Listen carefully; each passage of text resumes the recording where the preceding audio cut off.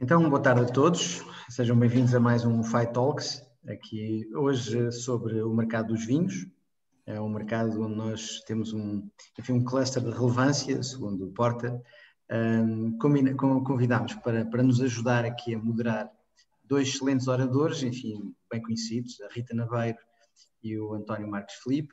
Convidámos o Rui Vinhas da Silva, pessoa que esteve bastante conhecida nesta área da competitividade, aliás foi gestor do Compet durante alguns anos, é professor catedrático que é doutorado pela Universidade de Manchester, enfim, tem um currículo relativamente longo nestas áreas da competitividade e, portanto, eu sem mais demoras passaria a palavra ao Rui. Rui, por favor, toma conta daqui da operação, agradeço imenso a todos a disponibilidade e, força, avança. Obrigado, Paulo, e cumprimento desde já a todos. O título deste webinar é Desafios passados e presentes do setor do vinho em Portugal e do mundo. Estamos todos aqui para ouvir a Rita e o António Filipe, não é claramente para me ouvir a mim. A Rita Naveiro, como toda a gente sabe, é diretora-geral da Adega Maior e o António Filipe é o Chief Operations Officer da Symington Family Estates. E aquilo que eu pensei para esta sessão, nós temos uma hora, era estruturar isto da seguinte forma. Eu pediria à Rita, em 10 a 15 minutos, fizesse uma sinopse daquilo que é a sua visão ao setor dos vinhos, e necessariamente falar da experiência da Adega Maior. E o mesmo depois para o António Filipe.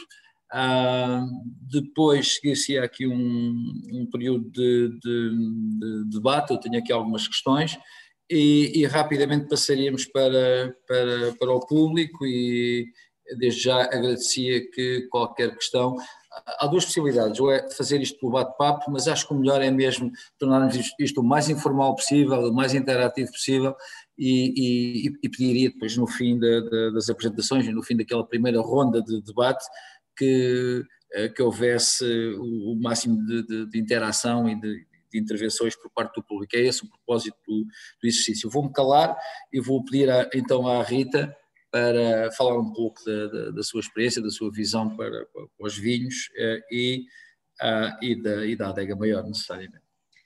Bem, antes de mais, boa tarde a todos. Uma vez mais, obrigada aqui pelo vosso convite e por este desafio a partilhar aqui um pouco, em tão boa companhia, aqui com o António Filipe, que também já nos vamos conhecendo aqui neste mundo dos vinhos, e também aqui ao Paulo, que lançou o desafio. Para aqueles que não conhecem a Adega Maior, faço aqui só uma breve apresentação. A Adega Maior faz parte do Grupo Naveiro, foi no fundo a forma como nós entramos já há mais de, neste momento, 20 anos no mundo dos vinhos, ainda que na altura não como Adega Maior. Só aqui uma curiosidade, amanhã a marca faz 14 anos, foi precisamente no dia 15 de junho que inaugurámos a nossa unidade de produção em Campo Maior, mas como muitos de vocês sabem, para começar a produzir um vinho temos que começar pelo básico, não é? Que é começar pela terra, começar pelo que é a plantação das nossas vinhas, e todo esse processo arrancou ainda quando estávamos no ano 97, em 1997. Não temos uma história centenária, mas já vamos tendo aqui alguns anos e algumas histórias para contar. A vontade, de alguma maneira, de encarar este projeto de uma forma mais assertiva. Na prática, o nosso core business continua a ser o café. O dia que isso deixar de ser, pode ser ou porque o negócio de vinho vai muito bem, ou ao contrário. Espero que não aconteça, como é óbvio, mas de facto sempre foi nossa ambição, e nomeadamente do meu avô. Obviamente que a Delta Cafés era o negócio principal e continua a ser do grupo Café, que também tem uma base muito similar àquilo que é o vinho. É um produto agrícola que vem da terra e por isso encontramos aqui muitas similitudes. Mas queríamos, de alguma maneira, percebemos que da parte do que era a produção estava a correr bem, tínhamos uma perspectiva não só de produção de vinhos de alta qualidade na nossa região, não é? Neste caso, a nossa região de eleição, que é o Alentejo, em Campo Maior em particular. Estamos ali no norte alentejano, já próximos da Serra de São Mamede. E de facto avançámos para a construção já depois de termos experiência de produção de vinho durante alguns anos, mas não com unidades próprias, mas de arrancarmos com um projeto em nome próprio. Foi aí e aí acho que foi um marco importante, e por isso amanhã consideramos ser o nosso aniversário, pelo menos da abertura da inauguração da Adega Maior, que foi desenhada pelo arquiteto Cisa Vieira. Isto leva-me aqui só a um ponto que na altura já era cada vez mais aqui se calhar eu diria que uma charneira naquilo que era o mundo vínico, que sempre se explorou, que era a questão do enoturismo, mas que de alguma maneira nos últimos anos tem vindo a ganhar ainda um maior fogo, ou seja, adegas desenhadas por arquitetos, cada vez mais o turismo como uma componente também complementar, e as vendas também à porta da adega, que são extremamente importantes, e depois também esta lógica também de trabalho e de criação de valor na comunidade. Eu diria que de um breve enquadramento, isto foi como as coisas aconteceram, mas obviamente pelo caminho nós houve muito um processo de aprendizagem. O mundo dos vinhos, ao contrário do café, é um mundo muito atomizado, com muitas marcas. Eu creio que só em Portugal são mais de 10 mil marcas de vinho, ou seja, é muito valor que, se não tivermos cuidado, que se vai dispersando, porque ao contrário de outros setores, de alguma maneira temos alguns grandes players, e no caso do vinho os nossos clientes de alguma maneira são bastante infiéis. Muito também mudou nestes últimos anos.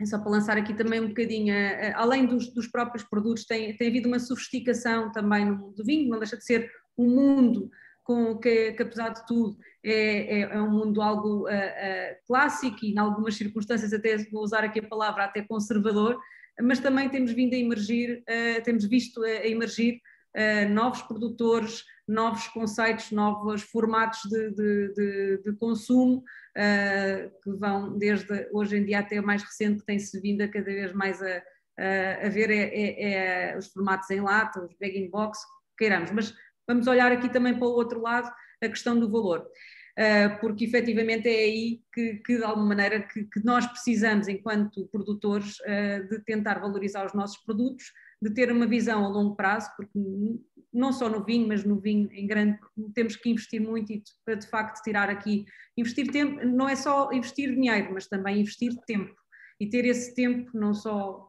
daquilo que é a componente agrícola, de produção de um grande vinho, precisa desse tal espaço, e depois obviamente tentarmos não perder o valor ao longo desta cadeia que se vai desdobrando entre o produtor, depois o distribuidor, depois se estivermos a falar de mercados de exportação também, vamos dispersando muito desse valor. Por isso, esse é também um trabalho extremamente importante. Olhando aqui só para o que tem sido estes últimos, diria 14 anos, e que têm sido coincidentes com a minha entrada no Grupo Naveiro e neste projeto em particular, muita coisa também tem vindo a mudar. Eu diria que um dos grandes desafios que nós temos pela frente enquanto produtores, mas não só, também porque este é um desafio muito global, tem muito que ver com as questões de sustentabilidade, com a questão das alterações climáticas, e que nos impactam diretamente a vários níveis. Por um lado, diretamente no nosso produto, ainda esta semana, aliás, estamos com sinais de alertas laranjas, de um momento para o outro pode impactar diretamente as nossas vinhas e ter um impacto direto muito negativo no negócio, mas depois, por outro lado, também não apenas são eventos disruptivos, e que de alguma maneira também temos essa componente, mas do ponto de vista também do que é a comercialização, novos produtos, a procura de novos dos consumidores por produtos biológicos que de facto também que respondam não só a tendências, mas acima de tudo a reptos que são cada vez mais urgentes.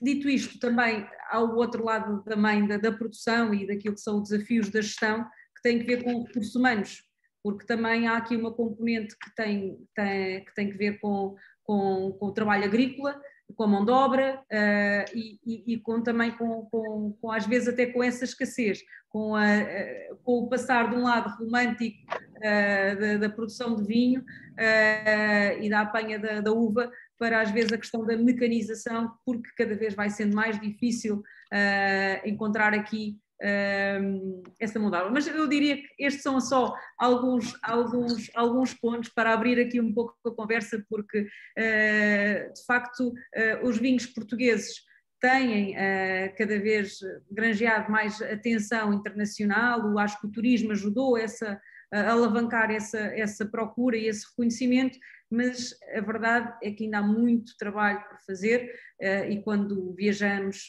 sentimos essa curiosidade, mas sentimos que no momento às vezes de facto da venda, de consumar esse tal negócio, ainda há muito trabalho para a valorização do produto, e quando eu digo valorização do produto é o valor não só de compra, mas também o valor percebido por parte dos clientes nos mercados externos, e isso uma vez mais é um trabalho não só que tem que ser um trabalho concertado, e essa pulverização muitas vezes não facilita esse trabalho concertado, mas se queremos ter mais impacto nos mercados externos e na valorização do nosso país e deste setor em particular, eu diria que esse é o desafio, é também como trabalhamos cada vez mais em conjunto, como é que de alguma maneira partilhamos esse conhecimento. E diria que para arranque de conversa, depois eu acho que passo a palavra então aqui ao António. Muito boa tarde a todos e muito obrigado ao Paulo Carmona pelo convite, e também saudar todos os que estão aqui presentes nesta sala virtual, em particular o Rui e a Rita.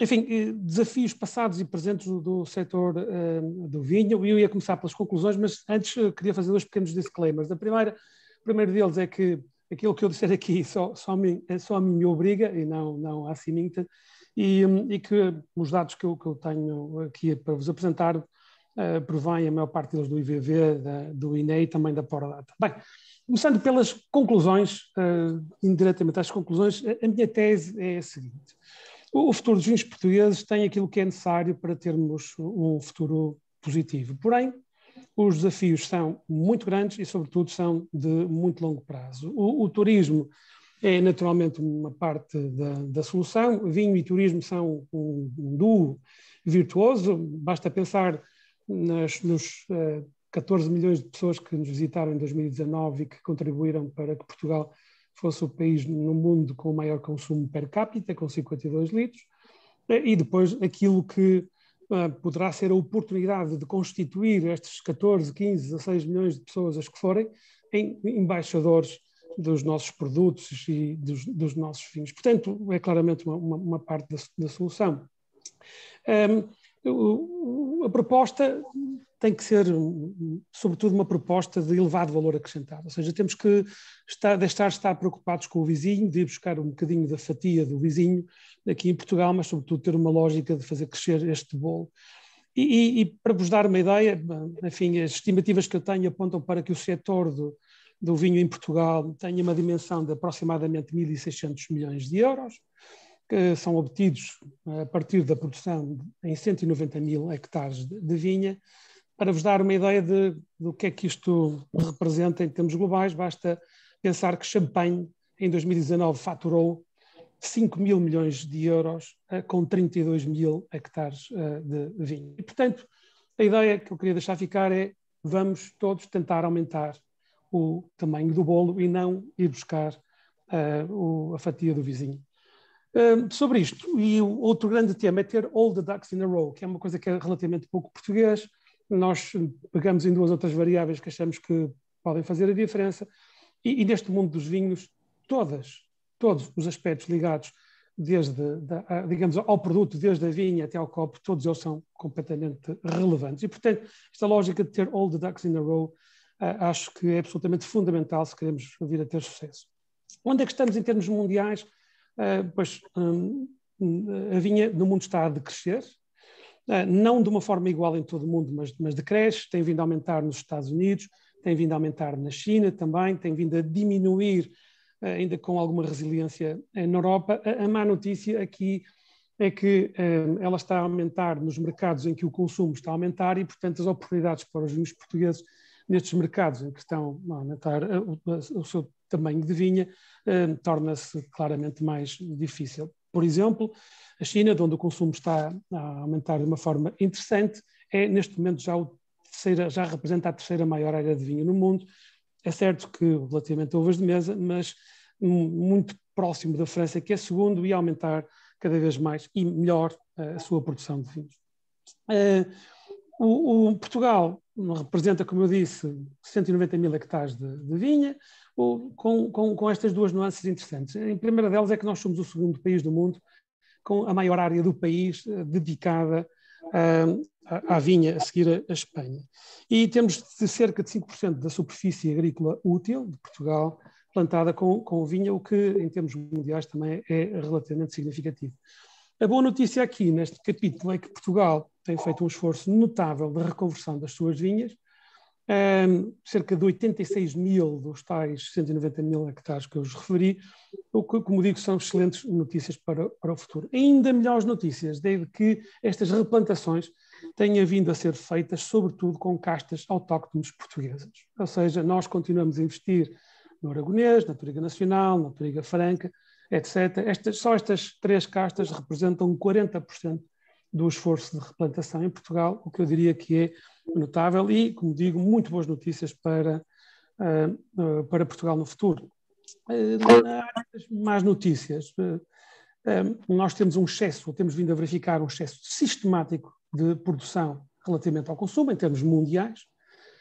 Produzem cerca de 260 milhões de hectolitros e consomem-se 234 milhões de hectolitros. Ora bem, aqui o resultado disto é que existe uma pressão sistemática dos preços e portanto, com grandes dificuldades para países como Portugal, onde os custos de produção são bastante elevados.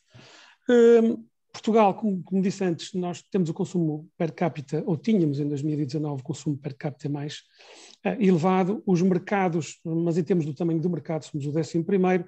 À frente estão os Estados Unidos, que é de longe o maior mercado mundial de vinhos e aquele onde nós pensamos, nomeadamente a empresa, onde há mais oportunidades para virmos a crescer.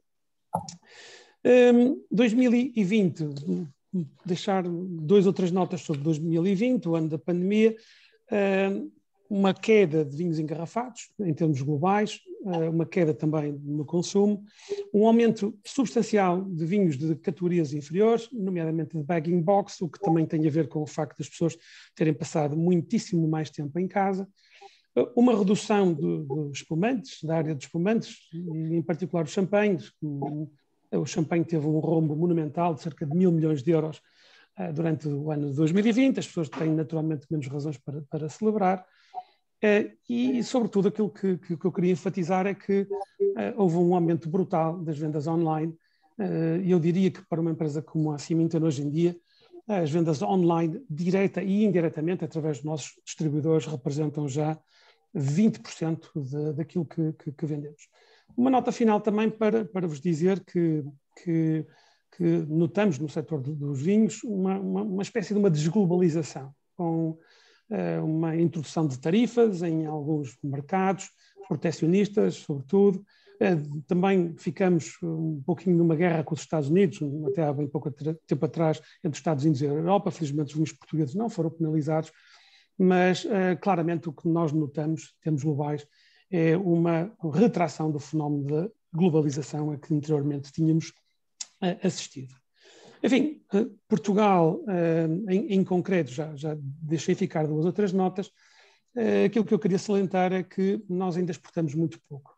O ano passado, apesar de termos crescido, só conseguimos um valor de 844 milhões de euros. Basta pensar, por exemplo, nas vendas da Amorim, nas suas várias áreas, para pensar que este é um valor substancialmente baixo e que tem que ser aumentado.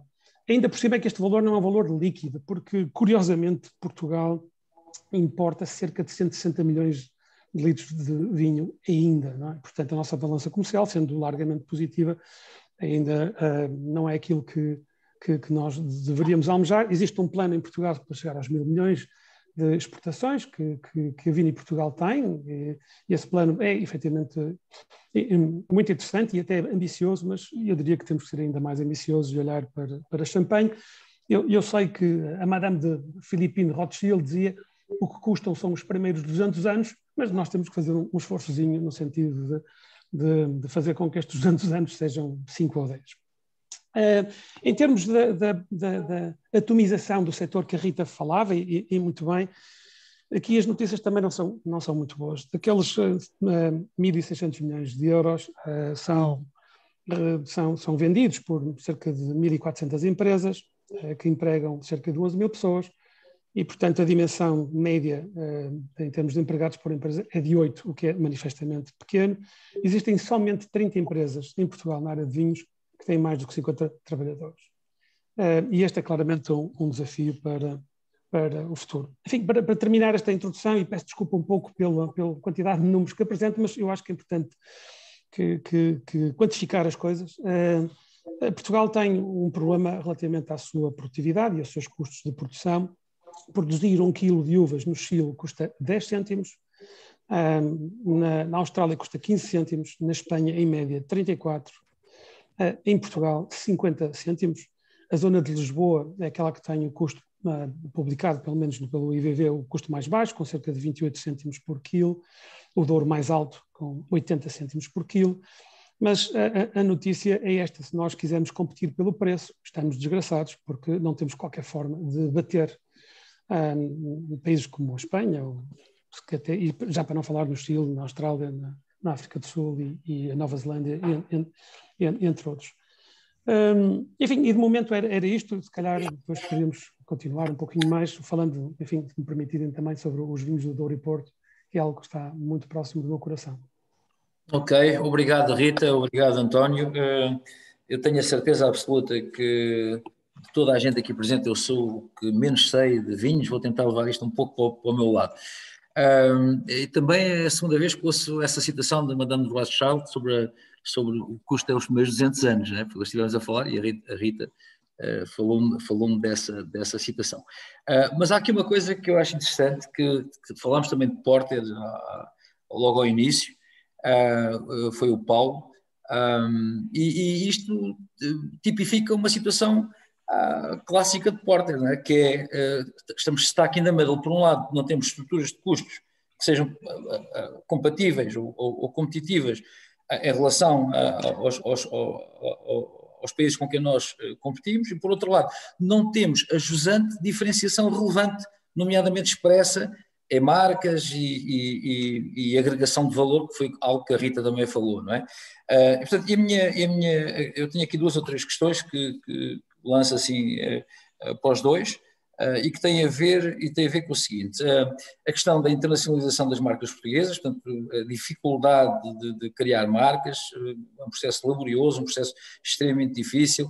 Portugal é um país pequeno, e portanto essa questão da criação de marcas, como é que vocês veem isso? Por outro lado, a montante, a excessiva fragmentação do setor, não é? Que não é diferente dos outros setores, ou pelo menos, quer dizer, é um setor relativamente atomizado, com muitos pequenos players. Portanto, essas 2 questões é infrequente, tanto quanto julgo saber. Eu conheço o caso dos Douro Boys, não sei se ainda existe ou não, peço desculpa, quando estava no Compete tive o prazer de os conhecer, em que eles têm uma estratégia comum de comercialização, de pelo menos comunicação dos vinhos, mas isso é a exceção e não a regra.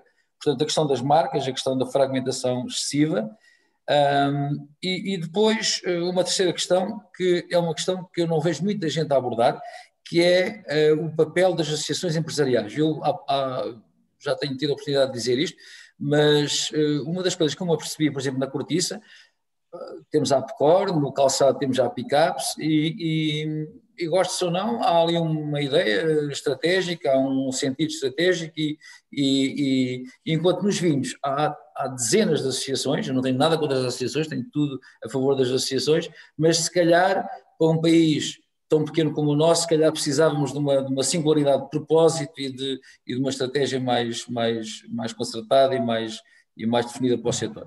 Portanto, eu começaria por essas 3 questões e pedia à Rita para comentar. Mais uma vez, internacionalização das marcas portuguesas, excessiva fragmentação do setor e esta questão do papel das associações empresariais na definição de uma estratégia para o setor.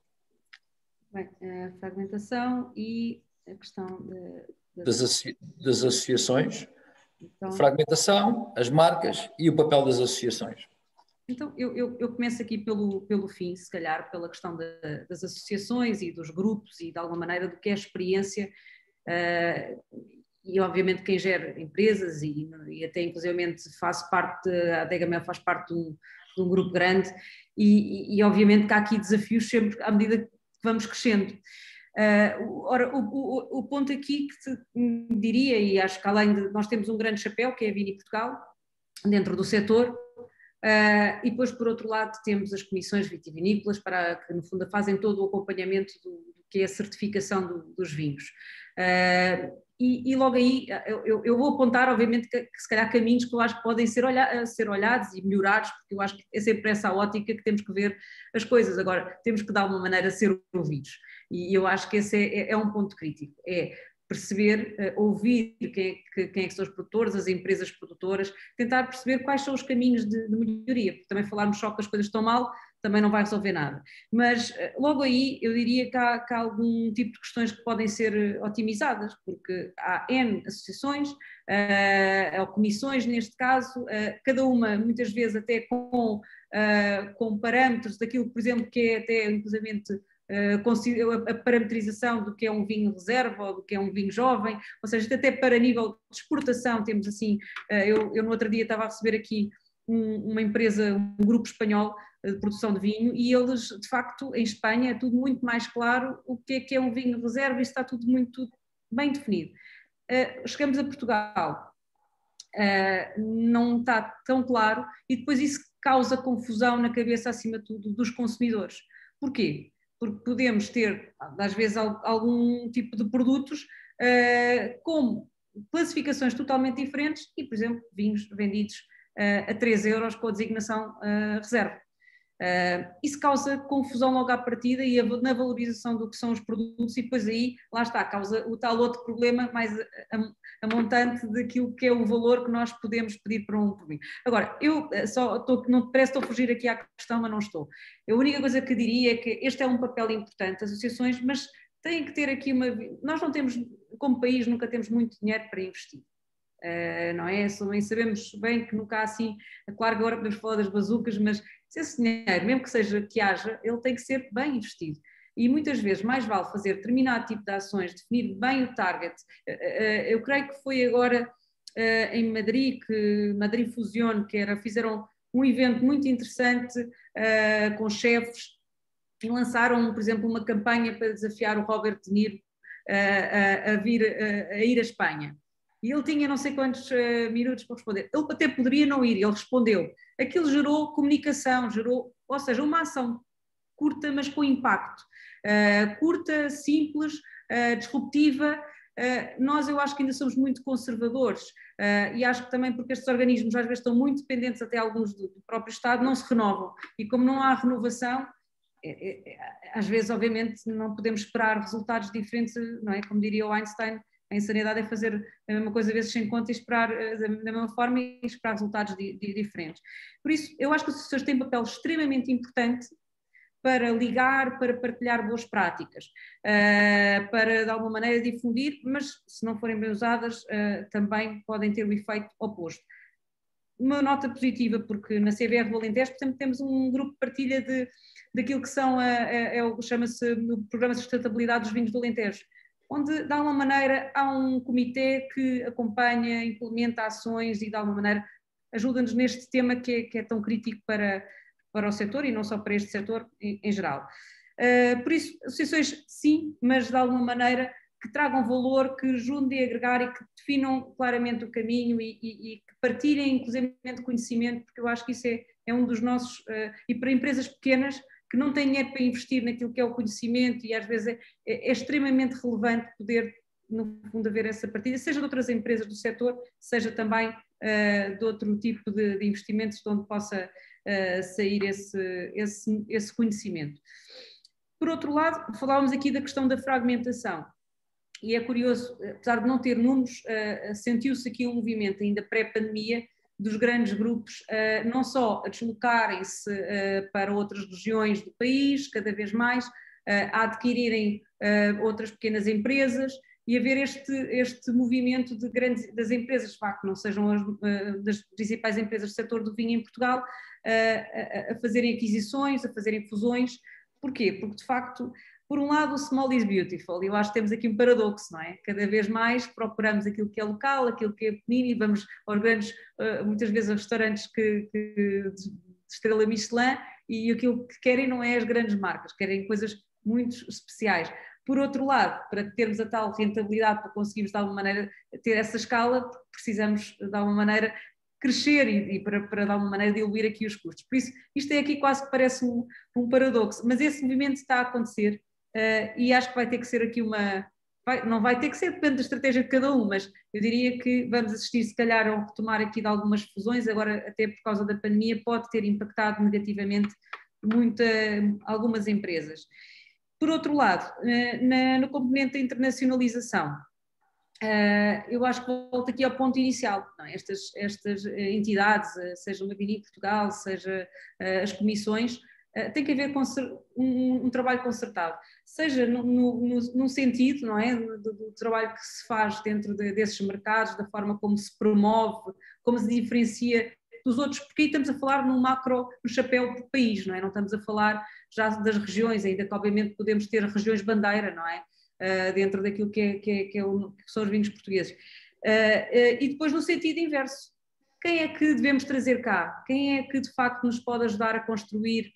Porque quando no fundo esses opinion makers, que sejam eles, hoje em dia temos aqui o surgimento no fundo dos influenciadores digitais, que também são outro mundo, que também temos de estar atentos a essa renovação, mas também daqueles que sempre cá estiveram, não é? Os Parkers da vida e não só, mas trazer esses opinion makers, dar-lhes a conhecer o que é Portugal, o que são os vinhos portugueses, e isso transforma, é um investimento, se calhar, às vezes mais avultado, ou não, mas tem impacto. Agora, tem que haver essa preparação, esse planeamento prévio, para de alguma maneira conseguirmos captar mais valor. Mas tem que haver este envolvimento e diria, se eu pudesse dizer isto a quem está a gerir as Vini Portugais, eu acho que no fundo agora temos uma nova presidência, mas seria que de facto ouvissem os vários produtores, que fossem de alguma maneira também estudar porque é que nos outros setores do calçado, da cortiça, as coisas de facto correm bem, o que é que nós podemos fazer então para melhorar. E aqui só para não me alongar mais, porque já falei muito. Rita, obrigado. Antes do António Filipe, permite-me só o seguinte, eu tenho aqui uma inscrição do Paulo Simões, pedia só a quem quisesse intervir, formular alguma questão, que no bate-papo se inscrevessem para eu ter aqui alguma ordem de chegada, né, das intervenções. A única que tenho neste momento é do Paulo Simões e passo a palavra já ao António. Muito bem, muito obrigado, Rui. Antes de responder ou tentar responder às suas questões, eu ainda ia ficar um pouquinho pelos desafios para depois passar também à identificação de oportunidades, nomeadamente ao nível das marcas e para resolver a questão da atomização excessiva do nosso setor. O vinho, é sabido, pelo menos na maior parte das pessoas, não satisfaz nenhuma necessidade básica. Será verdade para a maioria das pessoas, não é o meu caso pessoal, mas para a maior parte das pessoas assim é. Não é? Como disse, existe um excesso sistemático de produção a nível mundial, produz muito bom vinho e muito barato, ou seja, hoje em dia quase que é preciso fazer de propósito para fazer um mau vinho.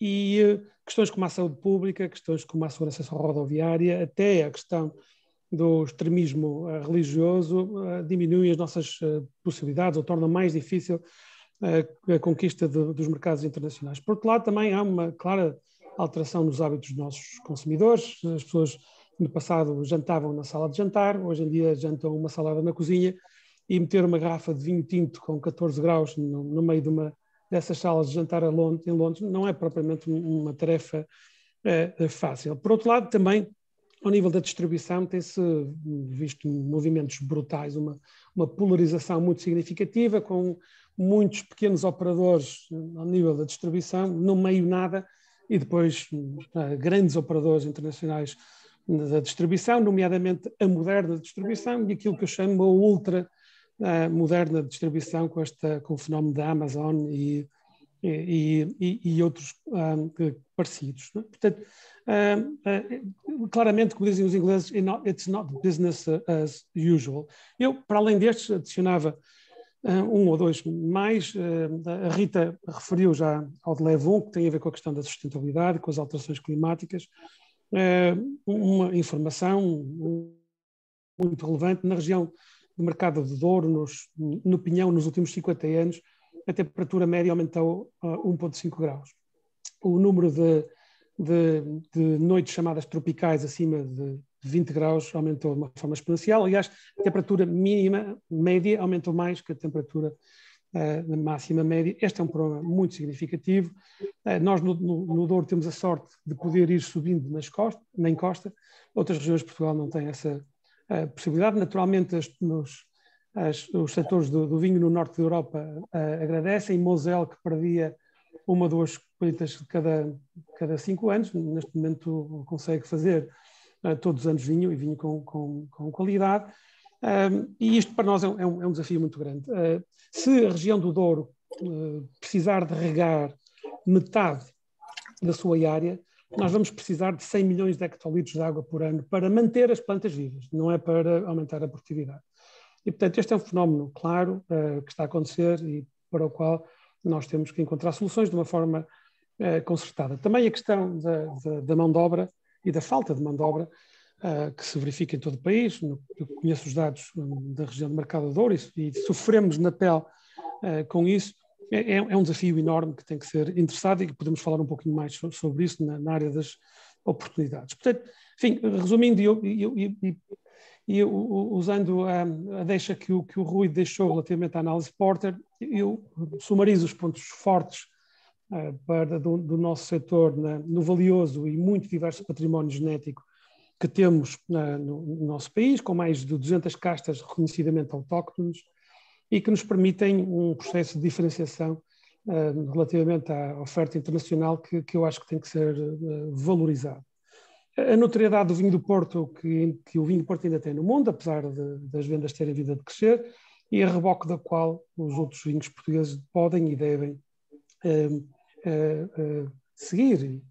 A relação qualidade-preço dos vinhos portugueses, que é uma expressão que eu detesto quando dizem que os nossos vinhos têm uma boa relação qualidade-preço, porque basicamente quer dizer que os vendemos baratos demais, mas que, enfim, neste momento é uma oportunidade.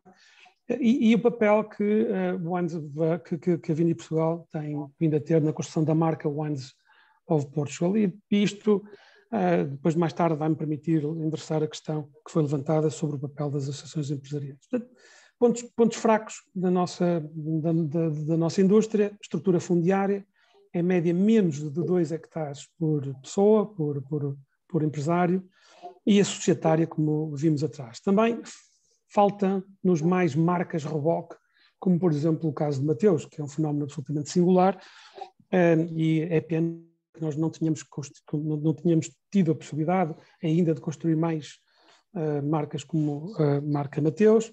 Também uma questão, às vezes, até de personalidades. Não é? Eu penso muitas vezes naquilo que foi feito em Barolo e Barbaresco por Ângelo Gaia, que quase sozinho levou às costas a reconstrução de uma região, que é a região de Piemonte, que estava, enfim, há 30 ou 40 anos atrás, numa situação muito, muito difícil.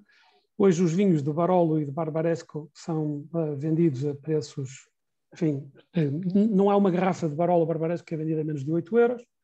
o quilo de uvas em Barolo e Barbaresco é vendido a 4 euros, no Douro, a correr bem, é vendido a 1, e um hectare de uma propriedade em Barolo vale 1 milhão de euros. Em Portugal, no Douro, a correr bem, vale 100 mil euros. E pessoas como Ângelo Gaia levaram regiões às costas. A mesma coisa o BR de Vilaine, em Borgonha, do Domaine La Romana Conti. E eu acho que nós precisamos de mais pessoas como o Paul Symington, como o Luís Pato, como o Dirk Nipor, que possam levar o nome de Portugal, com as suas especificidades, até as suas excentricidades, não é? Para que se possa falar mais e melhor de Portugal. Portanto, um outro ponto fraco é que nós não temos um plano nacional para enfrentar as alterações climáticas ou para... Eu não falo em sustentabilidade, eu falo em redução da insustentabilidade, porque aquilo que nós temos já não é sustentável. Portanto, nós temos que, em alguns aspectos, fazer até o caminho para trás. E temos que o fazer de uma forma célere e rápida, porque, enfim, países, por exemplo, como o Reino Unido, não andam a dormir, nomeadamente no domínio da proteção dos seus negócios. Uma garrafa de vinho português colocada em Inglaterra tem cerca de 30% da sua pegada de carbono é representada pelo vidro, que lá está, e mais 15% ou 20% pelo transporte.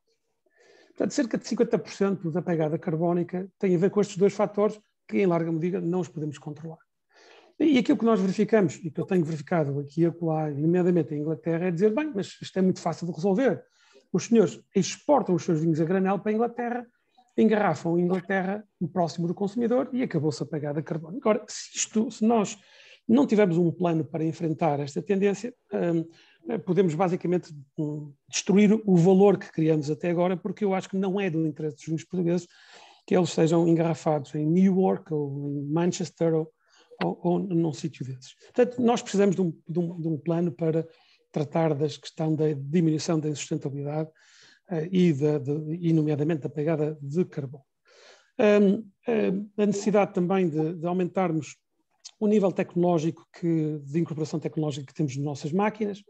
Há máquinas agrícolas produzidas para todo o mundo. Agora, para produzir uma máquina para apanhar uvas na região do Mercado do Douro, ninguém quer, porque vão ser vendidas 10 ou 20. Não é? E Portugal precisa, com as suas universidades, com os seus centros tecnológicos, são as instituições de interface entre a investigação e as empresas, precisamos de ajuda para desenvolver equipamentos que nos resolvam especificidades que temos no nosso negócio. Enfim, depois destas desgraças todas, eu também queria falar um pouquinho sobre as oportunidades que temos. E eu acho que a primeira delas é que Portugal está na moda, no meu entender. Não é? Nós sentimos que as exportações estão a crescer, só este ano vamos com um crescimento de 13%, e Portugal é cada vez mais falado internacionalmente e nós temos que aproveitar e cavalgar esta onda. E para isso precisamos começar a fazer uma coisa que é alinhar a marca Wines of Portugal com a marca Portugal. Porque antes de começarmos a falar em associações e associativismo empresarial, nós temos que falar em alinhar a marca Wines of Portugal com Portugal, ou seja, não se pode estar a promover o golfe e o turismo no Algarve numa semana em Nova Iorque e na semana seguinte termos uma prova de vinhos da Vini Portugal. Não faz qualquer sentido. Ora, não fazendo qualquer sentido, isto acontece e acontece sistematicamente. Portanto, há um primeiro trabalho, digamos, o que é que nós queremos promover para a marca Portugal em termos internacionais e como é que nós podemos colocar a marca Wines of Portugal alinhado com esse desidrato e com esse propósito. Explorar a diversidade e a autenticidade, aumentando o preço médio, sempre com este objetivo de preço médio, aumentar e promover, através de medidas específicas, a fusão de empresas e o emparcelamento da agricultura, para aumentarmos a dimensão média, aproveitarmos a possibilidade das vendas online, coisa que um país pequeno como nós, para poder chegar e para poder fazer dar a volta às grandes cadeias internacionais de distribuição é tentando chegar diretamente aos consumidores, e para isso eu acho que era muito importante sensibilizar o governo português no sentido de tentar não digo criar um sistema fiscal único europeu, isso seria impensável, mas, por exemplo, ter um sistema de clearing do imposto especial sobre o consumo que nos permita faturar a um cliente final na Alemanha ou na Áustria e depois entregar o dinheiro a Portugal, que por sua vez o entregará às autoridades fiscais desses países. Isto permitir-nos-ia vender diretamente a um consumidor final de uma forma fácil a um consumidor final na Áustria e na Alemanha, coisa que hoje não é fácil de fazer. E por último, investir muito na questão das sinergias com o setor do turismo, como referi, e também com o da cortiça. Ainda hoje, falando com o Dr. António Rios de Amorim, ele dizia que a cortiça, que uma rolha de cortiça pode quase fazer o offset em termos de pegada carbónica a uma garrafa de vidro. E isto pode ajudar muito na argumentação de que os vinhos portugueses não têm uma pegada carbónica que seja incompatível com o seu envio a partir de Portugal. Enfim, 2 a 3 notas, podia dizer mais, mas eu acho que já me alonguei demasiado. Muito obrigado. Tudo muito interessante, os dois. Eu tinha algumas coisas para dizer, mas não vou dizer, porque o objetivo aqui é que tenhamos uma diversidade de contributos. Eu passaria já ao Paulo Simões, está bem? Boa tarde, obrigado a todos, em particular ao António e à Rita pelos comentários que fizeram.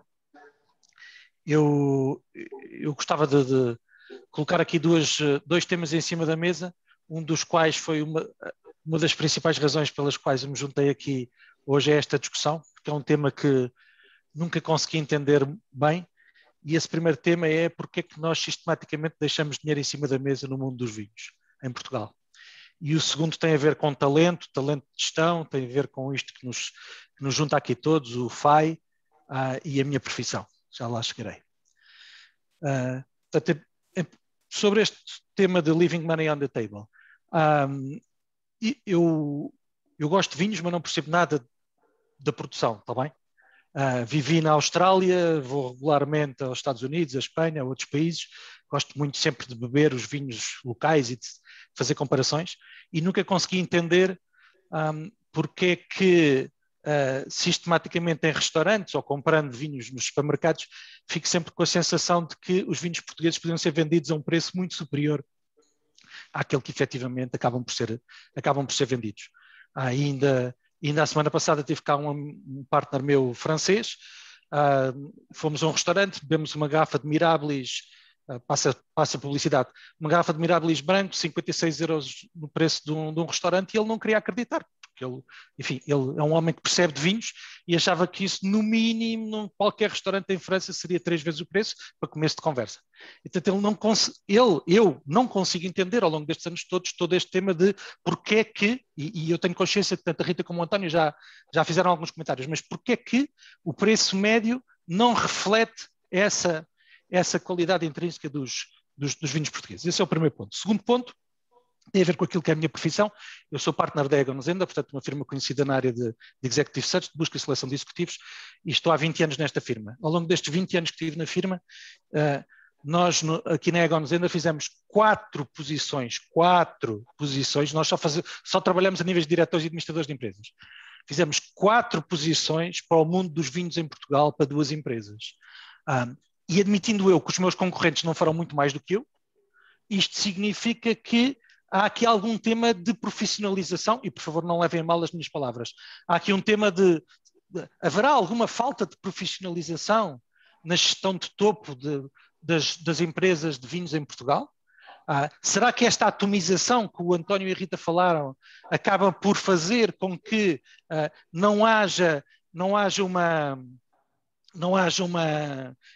uma busca efetiva de talento de topo para gerir estas empresas?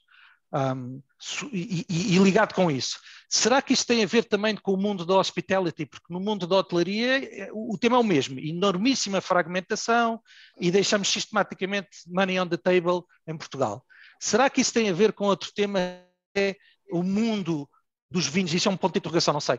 É demasiado endogâmico e, portanto, o que faz é com que os diretores e administradores andem a rodar entre as empresas e haja muito pouco talento de fora que vem para trazer ideias novas sobre como gerir, como dar a volta a estas empresas de um ponto de vista de fora para dentro e não de dentro para fora? E são estas as questões e os temas que gostava de colocar aos dois. Muito obrigado. Bem. Rita. António, não sei se quer o António começar, se não, posso tentar aqui responder aqui à questão do preço médio, que é que não reflete.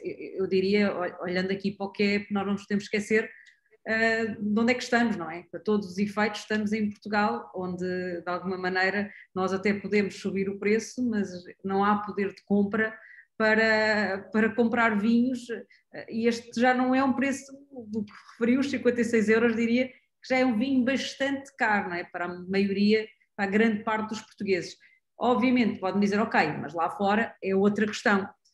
E, efetivamente, eu acho que na exportação, e por isso é que também há mercados de valor, não é? E também podemos começar por trabalhar esses mercados onde conseguimos tirar algum valor acrescentado. Agora, só dar aqui uma nota, a média de idade, de média do preço médio de venda no retalho poderá andar à volta de cerca de 3 euros. Ou seja, 80% do vinho comprado em retalho será à volta aqui de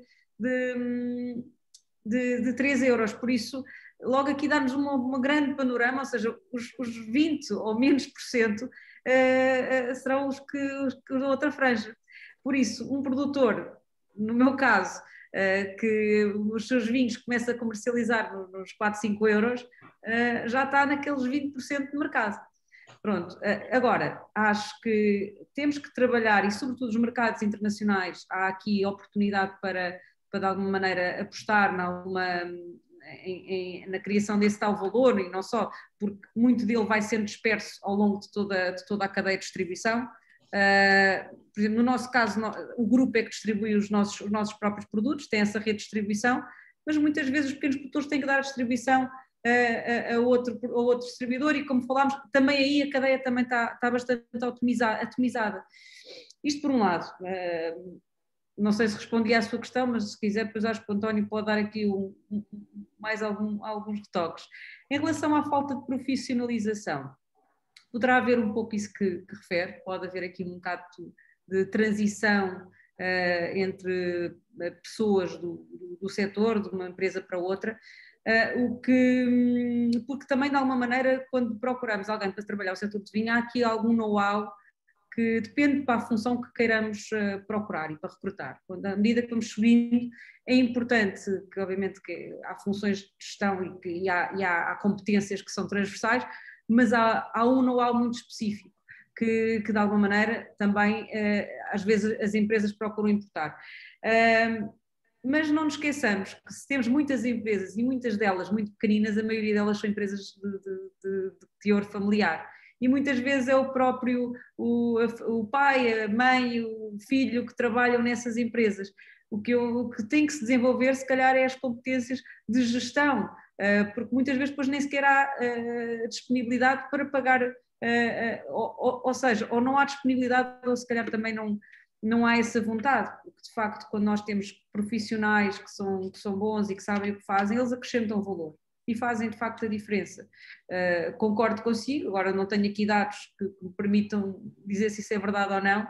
Há se calhar alguma transição de pessoas de empresas umas para as outras, mas isso é daquilo que se vê. Não consigo ter aqui dados que me corroborem essa teoria.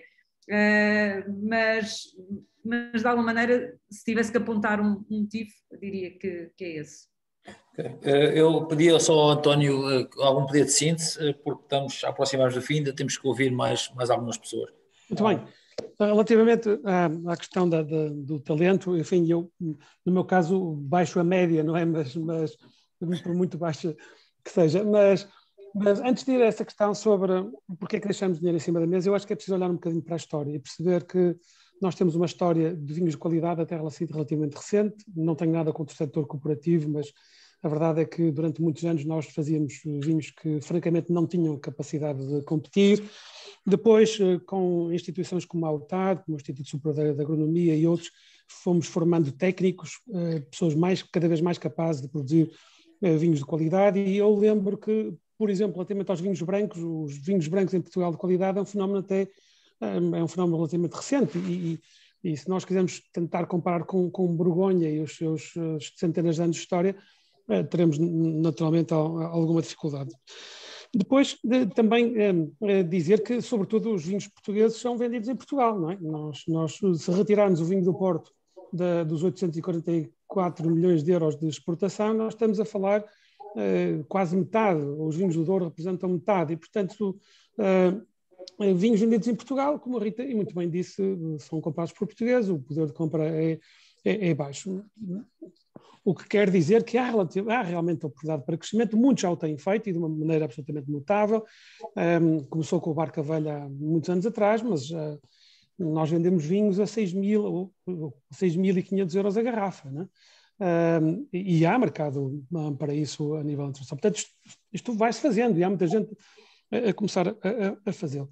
Também é importante referir que durante muitos e muitos anos, e isto também se calhar permite fazer quase a ponte para a questão da gestão, o negócio dos vinhos em Portugal, muito baseado em empresas familiares, foi construído a partir do produto para o mercado e não ao contrário. Ou seja, as pessoas começaram a chegar à conclusão de que vendiam uvas barato às cooperativas e que não fazia sentido nenhum que uvas que eram bem cuidadas durante o ano todo iam acabar na vala comum de uma instituição qualquer, juntamente com as uvas ao lado, que eram maltratadas. E depois pediram apoios comunitários para fazer uma bela adega, e depois pediram o registro do nome. Eu não sei se espero não fazer não dizer nenhuma gafe, mas registaram Quinta dos Mourouços para o nome da propriedade, e fizeram uma bela adega, um vinho fantástico, e que foram tentar vender primeiro lá fora, na Inglaterra, e ninguém conseguia dizer Mourouços, não é? E muito menos lembrar-se disso.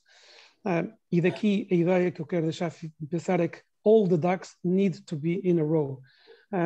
E temos que pensar em tudo quando queremos. Podemos passar um bocadinho até a falar sobre a questão da internacionalização, não o farei. Mas depois vão com um vinho que custou 7 ou 8 euros a produzir a uma dessas grandes cadeias de distribuição em Portugal, e eles dizem, muito bem, 2 euros, nós temos hipótese de vender isto a 2 euros. Mas isto custou 8. Mas é o que nós temos. E, portanto, temos muitos projetos que começaram do produto para o mercado e não do mercado para o produto como devia ser. Relativamente à questão da atração de talento, eu diria que isso é verdade. Nós temos uma endogamia relativamente grande, uma rotação muito baixa de quadros de topo, e isso nota-se depois, enfim, a empresa Symington em concreto tem desenvolvido planos para recrutar talento, não só ao nível da gestão, mas por aí abaixo, não é? Porque hoje em dia nós temos que oferecer projetos aos nossos jovens, e daí, por exemplo, temos há muito pouco tempo atrás decidido sermos uma B Corp. Uma B Corp é uma certificação americana. A empresa mais conhecida por ser B Corp é a Patagónia, o lema da B Corp é Using Business as a Force for Good. E isso tem-nos permitido, há gente que vem trabalhar connosco porque nós somos uma B Corp, ou porque nós defendemos valores como entregar à próxima geração uma empresa melhor que aquela que nos foi entregue, não é? Portanto, nós tivemos que adaptar a nossa oferta para poder recrutar os melhores, porque sendo um negócio interessante e com um romântico até, é um negócio que passa ao lado das finanças, passa ao lado de muitos outros setores que são bem mais interessantes para os jovens. Portanto, estamos a fazer um esforço realmente grande no sentido de recrutar aquele que é o melhor talento. Ok, nós já passamos o nosso tempo, mas tenho aqui uma pergunta do António Moura, pedia-lhe então que a formulasse. António Moura? Ok. Só um segundo. Sim, sim.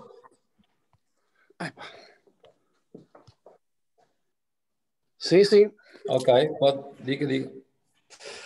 A minha questão era a seguinte. Fala-se da notoriedade do vinho do Porto como podendo ser um reboque para o vinho português. porque é que os portugueses não estão formados para beber vinho do Porto, quando o vinho do Porto tem classificações internacionais importantíssimas? Porque é que as empresas de vinho do Porto, que são grandes empresas e com grandes quadros, não parecem mostrar vontade de dialogar entre si para promover o que é uma grande marca portuguesa, que é Porto Wine? Essa marca está construída, é conhecida a nível mundial, mas os portugueses continuam, de certa forma, a ignorar o vinho do Porto e a não beber vinho do Porto. E se nós não o bebermos, também vai ser mais difícil que o mundo o beba. Era esta a minha questão. Eu suponho que essa questão me é dirigida, portanto vou responder. Enfim, muito obrigado, António, pela sua pergunta. Efetivamente, durante muitos anos, o vinho do Porto foi um produto de exportação.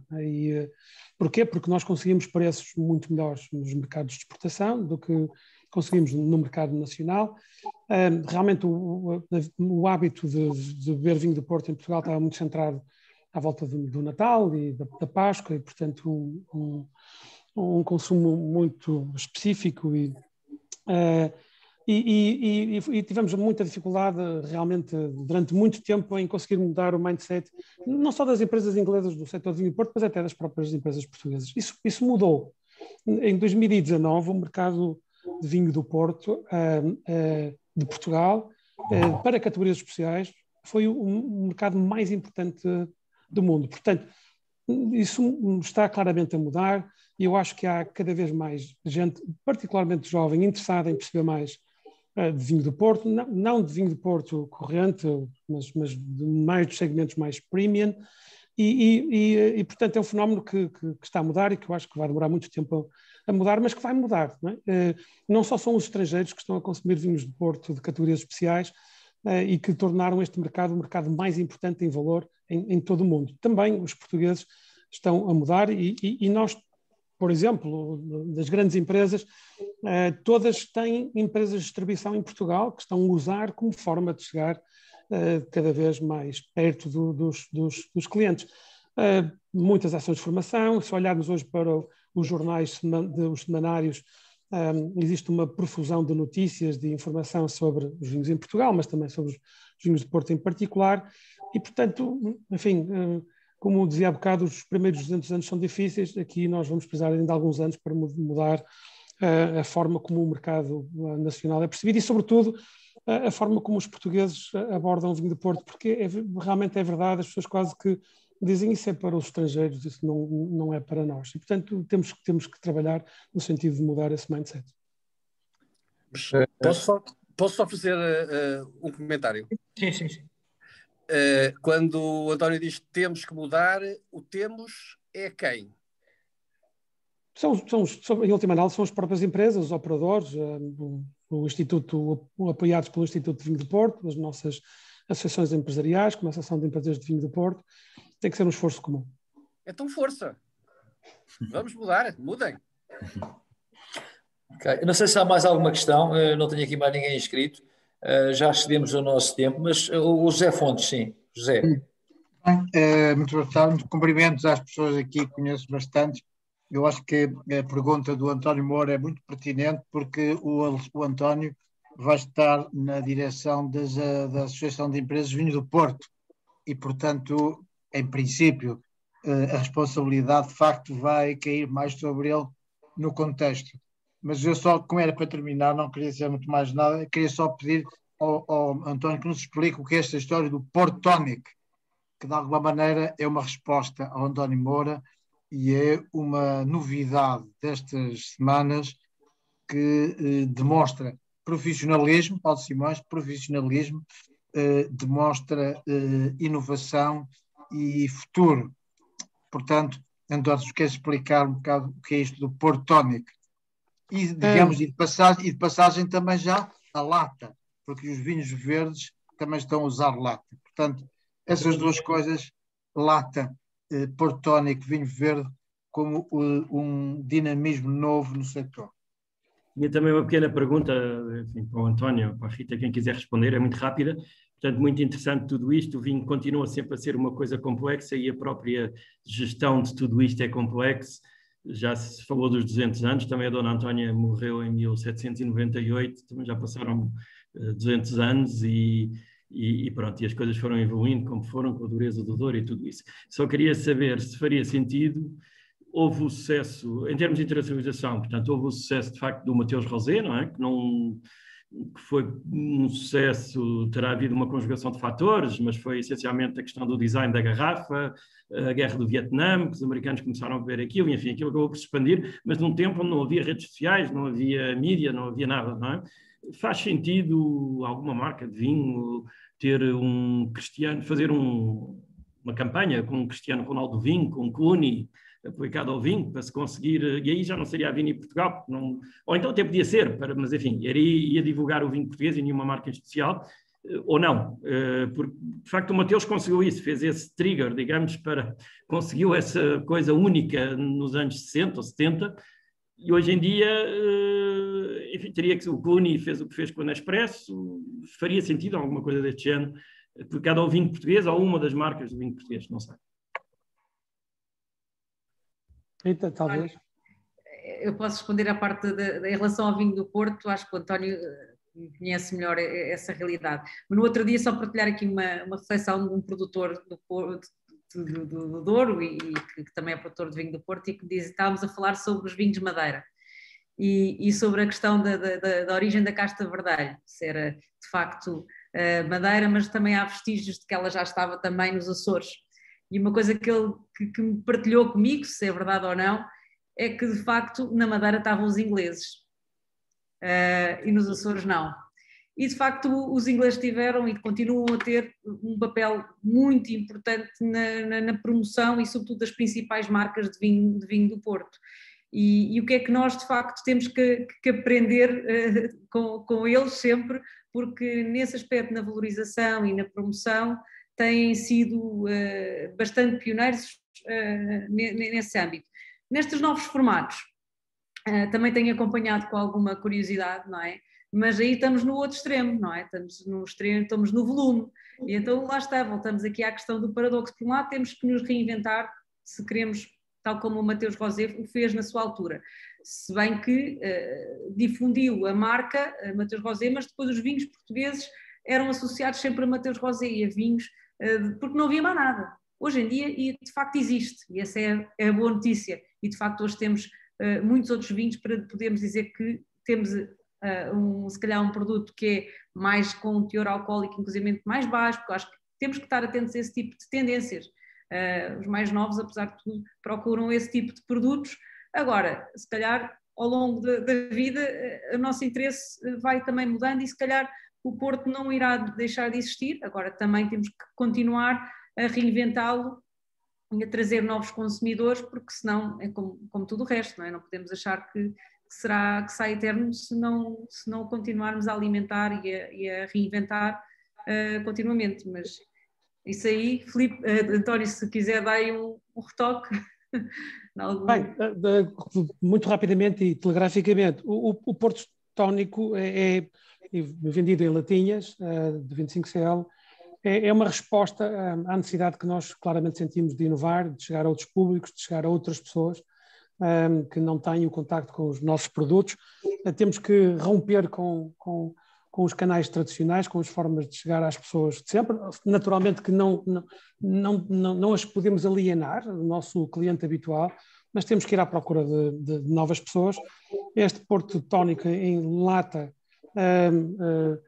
enfim, teve um parto bastante difícil, porque temos que usar uma marca, que foi uma marca registada pelo IVDP, que se chama Tonic, não tem...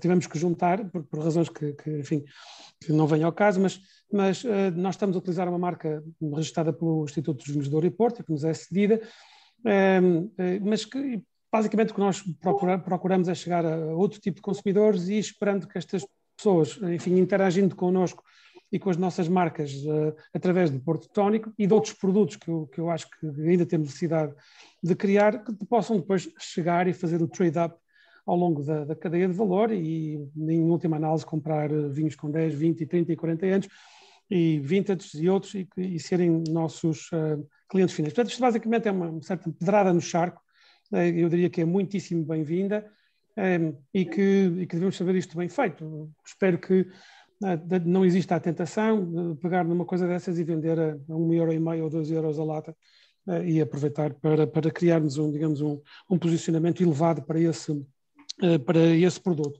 Relativamente ao Cristiano Ronaldo, fantástico. O problema é que ele não gosta de se associar a produtos alcoólicos e portanto, infelizmente, mas estou absolutamente de acordo. Está-se quase a reformar. Por exemplo, nessa altura talvez, mas eu lembro o impacto que aquela fotografia e a notícia do Jimi Hendrix consumir Mateus teve um impacto absolutamente brutal em termos de gente jovem que acedeu pela primeira vez a consumir vinho, porque consumiam Coca-Colas e coisas assim do género, e a primeira vez que consumiram vinho foi através de Mateus. E, portanto, é verdade, nós temos que, se calhar, encontrar ícones internacionais, embaixadores internacionais.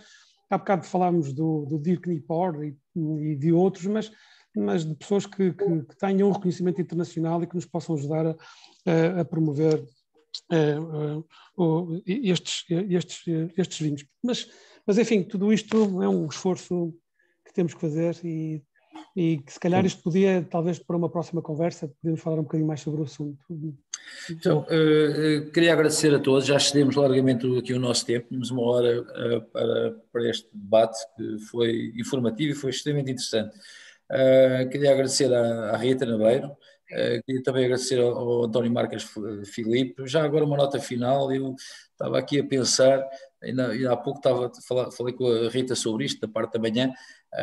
Eu vivi 45 anos fora daqui e, curiosamente, vivi 20 em Manchester e lembro-me de uma coisa que me incomodou sempre bastante, era que países que não tinham tradição de vinho, aliás o meu nome é Rui Vinhas, mais que isto é impossível como embaixador de marca, mas países que não tinham tradição de vinhos conseguiam posicionar-se logo muito bem, ajusando nas cadeias de valor, e percebiam o papel do marketing para isto, e havia qualquer coisa que era contra-intuitivo no facto de, por exemplo, de Inglaterra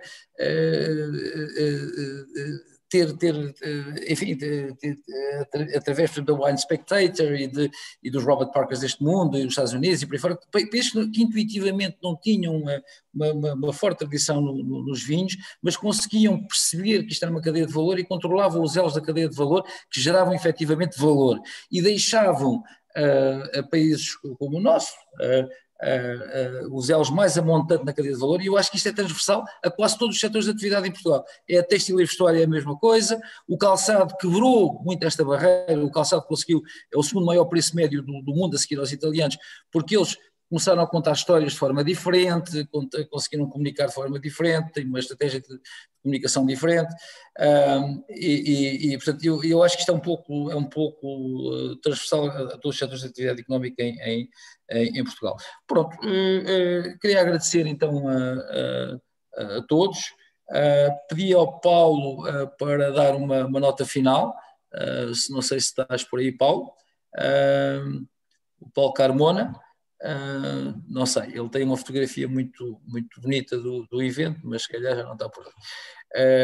Assim sendo, olha, eu queria então agradecer a todos, à Rita, ao António e à nossa audiência por aqui um debate que foi extremamente elucidativo sobre o setor dos vinhos e pelos desafios do vinho para o futuro da economia portuguesa. Muito obrigado a todos. Obrigado. Muito obrigado pela oportunidade. Obrigado. Até breve. Obrigado, boa tarde. Pois que eu vi, isto